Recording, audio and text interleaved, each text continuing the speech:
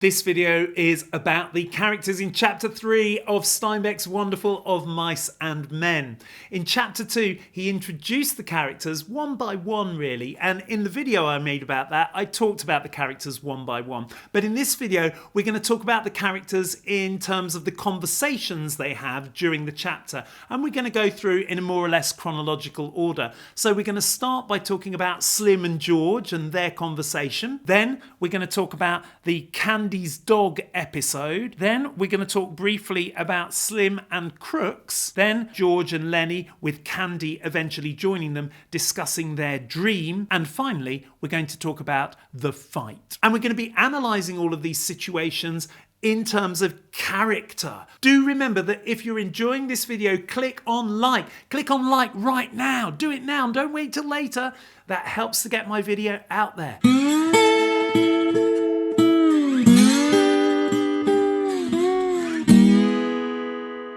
So chapter 3 starts with Slim and George talking, and it shows us more not only about companionship, which we talked about in the video in chapter 3's themes, but also about the developing relationship between Slim and George. In chapter 2, we saw that they had the potential for friendship when Slim sat down next to George and George didn't lie to Slim but told him the truth. And here, George tells him more and more. In fact, it becomes a kind of unburdening for George. And one of the words that is used is confession. So he's telling Slim about how he used to mistreat Lennie, really, and bully him and worse.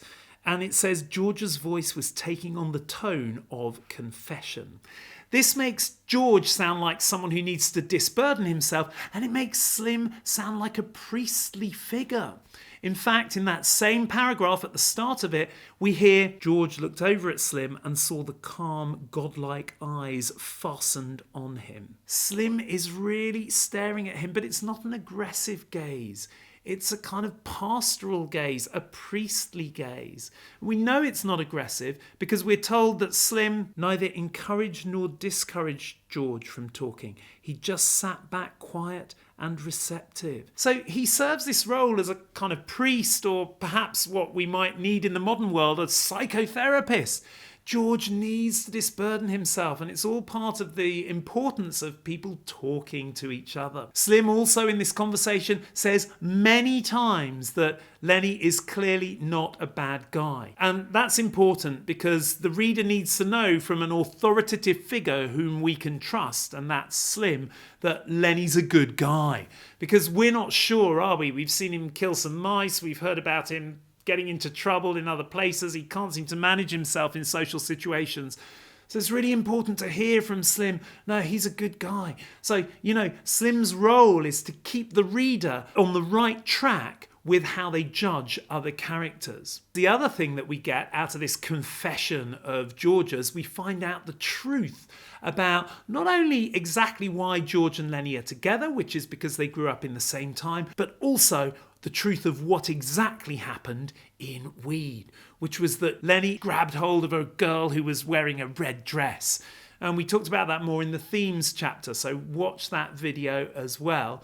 We find out in this confession of George's a variety of truths that he won't reveal to anyone else but Slim.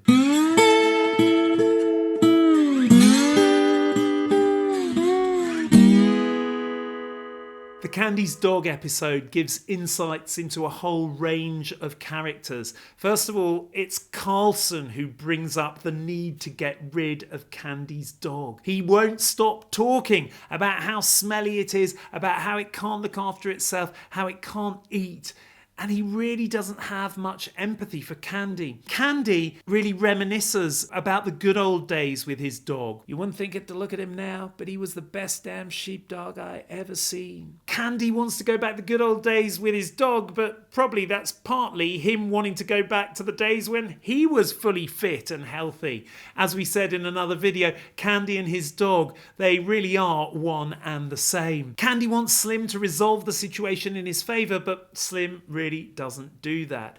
Slim basically gives Carlson the go-ahead to shoot the dog. The Skinner had been studying the old dog with his calm eyes. He seemed to shake himself free for speech. Carl's right, Kenny. That dog ain't no good to himself. I wish somebody'd shoot me if I got old and a cripple. Candy looked helplessly at him, for Slim's opinions were law. Maybe it'd hurt him, he suggested. I don't mind taking care of him. Slim's words were law. When Slim turns against Candy, there's no chance of Candy getting out of this situation. So again, we learn something about the power of Slim's word there. And again, just as in chapter 2, Slim starts the chapter as this really positive figure, a confessor for George, but then along comes a difficult moral decision, and Slim really is the one who ultimately makes that decision. It's a utilitarian decision, as we were talking about in chapter 2. It's a decision for the greater good, for the greatest number. We know it's going to be better for Carlson at least, because he's not going to have the smell of the dog around him anymore, but also it's really going to be better for the dog as well. That's made very clear. You know, it's a dog that can't care for itself. So yeah, it is a utilitarian decision. The dog needs to die for the greater good. Slim makes the decision, but it's not an easy decision for Slim. When Carlson has gone outside to kill the dog, we hear that Candy lay still, staring at the ceiling. Slim gazed at him for a moment and then looked down at his hands. He subdued one hand with the other and held it down. He's looking at his hands. That symbolises his feeling of responsibility for what's about to happen to Candy's dog. And he holds one hand down with the other. The trembling of his hand shows you the emotional difficulty he's going through at being the one who makes this decision. And he has to hold the hand down. He has to control those emotions. So Slim takes these decisions and he is not unaffected by them. Again, he's very different to Carlson, who doesn't seem to mind taking out a dog and shooting it. Slim understands the true weight of the situation. He empathizes with Candy, but he doesn't give in. He makes the moral decision and he takes the difficult consequences that affect him quite physically as well. So again, we've seen Slim not afraid of a difficult decision, and again, the reader ends up respecting him for that. When Carlson comes back in, he seems completely unaffected. He sits down and in front of Candy starts cleaning his Luger, his gun with which he's just shot the dog. Carlson found a little cleaning rod in the bag and a can of oil. He laid them on his bed and then brought out the pistol, took out the magazine and snapped the loaded shell from the chamber. Then he fell to, cleaning the barrel with the little rod. When the ejector snapped, Candy turned over and looked for a moment at the gun before he turned back to the wall again. He takes his machine out and he cleans it as if he were a machine. I mean, he is quite machine-like, isn't he? He doesn't seem to care about what he's just done to old Candy's dog. The repetition of and, cleaning rod and a can of oil, took out the magazine and snapped the loaded shell. It's just a sequence of events for him, isn't it? Carlson's machine represents him being quite machine-like and emotionless in what he's done. So through the Candy's dog episode, we get insights into Candy, into Slim, into Carlson, and the differences between them.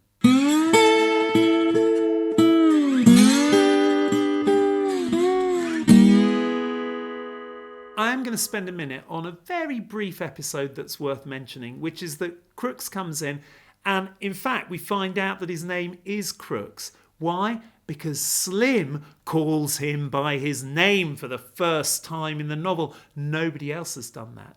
The narrator has called him the Negro, and the other characters have used the N-word as a derogatory slur against him, which they throw around quite happily. Slim is the first one to call him by his name. The door opened quietly and the stable buck put in his head, a lean Negro head lined with pain, the eyes patient. Mr. Slim? Slim took his eyes from old Candy. Huh? Oh, hello, Crooks. What's the matter? You told me to warm up tar for that mule's foot. I got it warm. Oh, sure, Crooks. I'll come right out and put it on. I can do it if you want, Mr. Slim. No, I'll come do it myself. There you go. Not only does he call Crooks by his name, but he also doesn't accept the black man's offer to do the work for him. No, I will come out and do it. So he is again showing himself as no superior to anyone, even to the man who everyone else has put down lower than them. So this is another example of the kindness and compassion of Slim.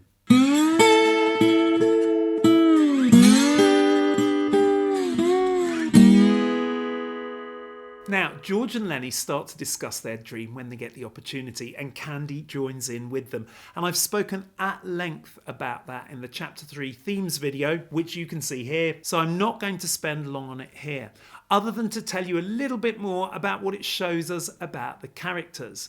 Now, George starts to get really excited about it here when it starts to feel real to him. Lennie, he's always excited about it. Mostly what he's excited about is the rabbits, being able to pet them, being able to feed them alfalfa.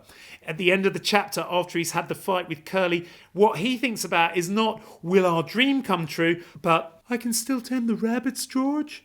Sure, you ain't done nothing wrong. I didn't mean no harm, George. That's what he's really concerned about. Will I still be able to tend the rabbits? For him, the rabbits, the animals, they are the entire manifestation of his dream. And for Candy, what's really interesting here is the way that this dream gives him a chance to come back to the world where he's just lost his dog. He's deeply miserable. He turns to the wall. He's isolated. He's cutting himself off from society. But when he hears George and Lennie talking about the dream, his interest is aroused. So the dream is really important for Candy for a sense of purpose, for George for getting out of there, and for Lennie so that he can tend the rabbits.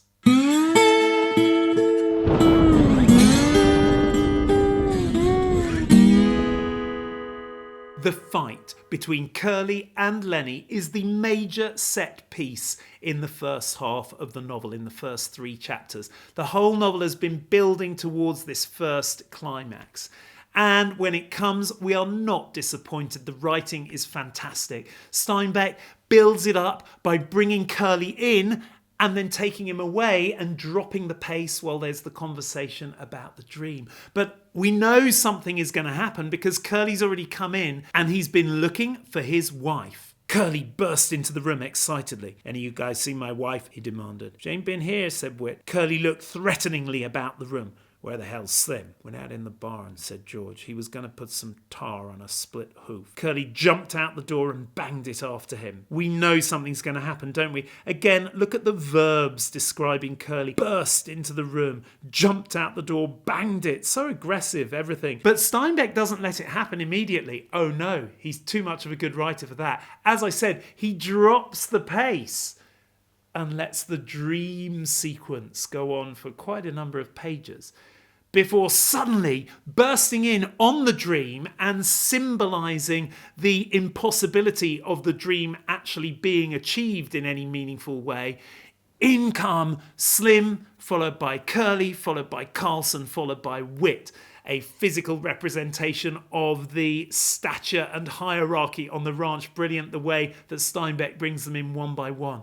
And we can see that the fight is about to happen. Now, the first thing Curly says is an apology to Slim. "Well, I didn't mean nothing, Slim. I just asked you." Not a very good idea to pick on Slim. I mean, why would you? He's clearly the good guy. And Curly kind of realises this as well. He knows he doesn't want to have a fight with Slim. So he switches. He goes to someone who's easier to get to, which is Carlson, who is below him in the hierarchy. And he starts getting aggressive with Carlson. Curly whirled on Carlson. "You keep out of this lest you want to step outside." Carlson laughed. "You goddamn punk. I'll kick your goddamn head off." Carlson stands up for himself. He's not having any of that rubbish. And Curly can't really carry on with his aggression towards Carlson. Lennie was still smiling with delight at the memory of the ranch.